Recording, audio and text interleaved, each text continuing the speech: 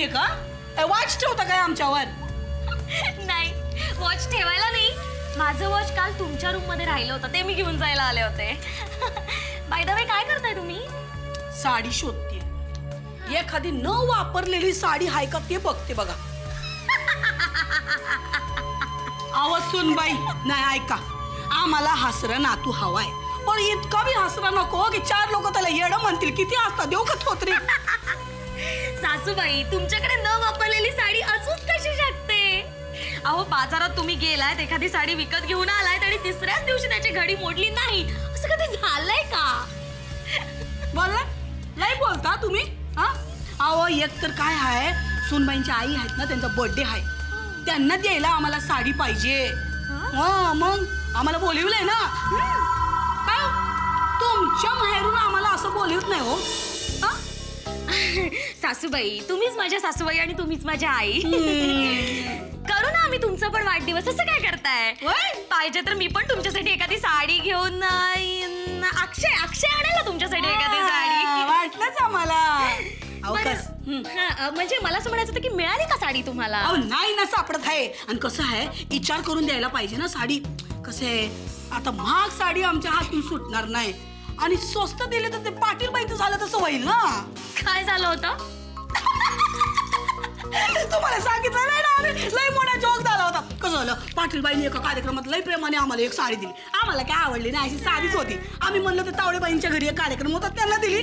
तावडेबाईंना बी ती आवडली नाही. त्यांनी काय केलं, कुलकर्ण्यांच्या घरी लगीन होतं, त्यांच्याकडे दिली.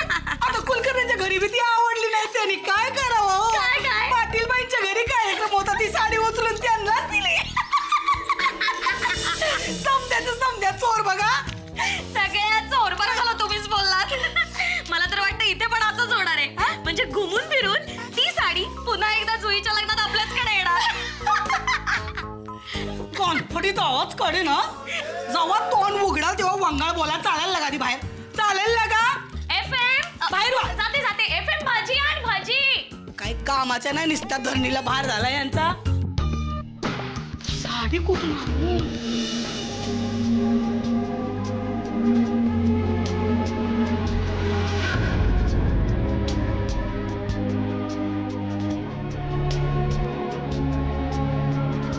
एक काळ असा होता की आम्ही दोघंही एकमेकांच्या जवळ होतो.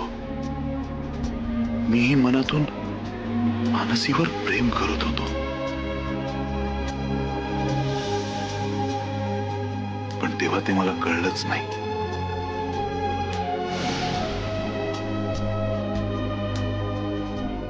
मानसीने मात्र माझ्यावर मनापासून प्रेम केलं.